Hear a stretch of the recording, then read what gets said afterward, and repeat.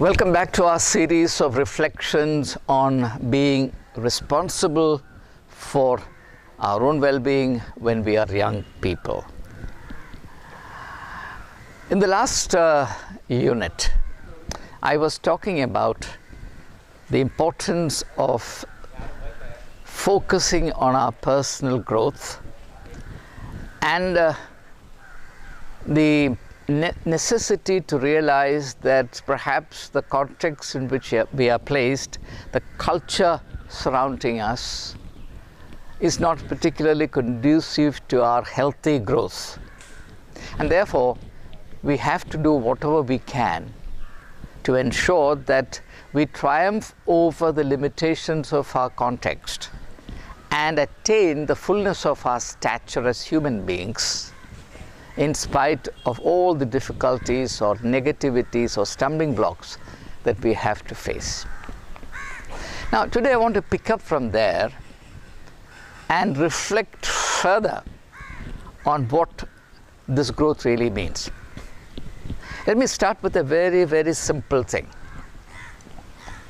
We are to grow as human beings. A tree grows as a tree. A cow or a calf grows as a cow. A little bird grows as a bird. So, to grow is to grow into the fullness of being human. I'm putting it very slowly so that we can sink into this, or the idea can sink into us, and we can internalize these things. We have to grow as human beings. Therefore, a certain understanding of what it means to be human is important in our growth. If you want to make a car, you must have an idea of car. If you want to make a table, you must have the idea of a table. Without any idea, you cannot make anything. So we are making our life, and therefore we need to have an idea about who we are. Now, one of the most important distinctions between human beings and other animals is the greater degree of consciousness that we have. We do not know much about, at least I don't know much about animal consciousness, but I think more or less that animals are mostly aware of their surroundings. In fact, many animals are quicker than us in sensing danger from a distance and in initiating defense actions. We are inferior to animals in that respect, because the animal's awareness of the world around them is sharper than us. For example, an eagle can spot a tiny object on the earth from a distance of 1 kilometer, from a height of 1 kilometer. We can't do that. So we have limitations. But we have a great advantage over animals in terms of our much superior, larger inner consciousness. So, when we think of who we are, we must not only think about the world in which we live, which we must, but also what our inner world is.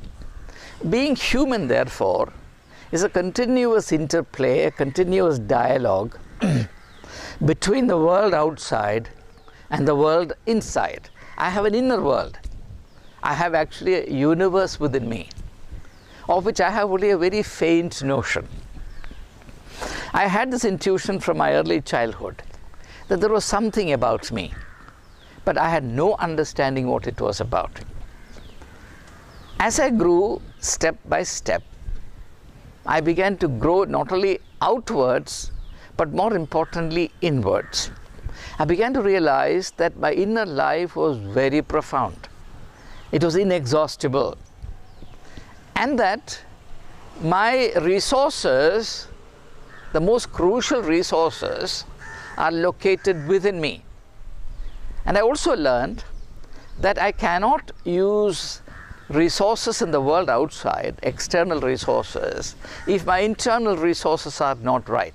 I'll give you a simple illustration. You see any object. Now you see that object not only because the object is there, but also because you have eyes. And eyes are not only what you see in this shape externally, but eyes are also deep inside. They connect to the brains. So suppose there is something wrong in that connectivity. The rays of light that I see, and because of the rays of light, the object I see are not carried to my brain, then I don't see. So without my inner resource, I cannot make use of or benefit from the external resources. And this is an area where many people stumble. People neglect this, and because of that, even if they are placed in the best of circumstances, they really don't grow. Now you would come across, and perhaps some of you may have this trend, and be careful about it. You may have come across people who only sit and complain. You put them in any circumstance, in any context, howsoever rich, stimulating, wonderful, they will always complain. Now, they don't realize that the problem is not with the surroundings or the context. The problem is with them. And what is the problem? The problem is that they have not developed their internal resources to be able to take advantage of the external possibilities. Now, you put 10 people in the same context.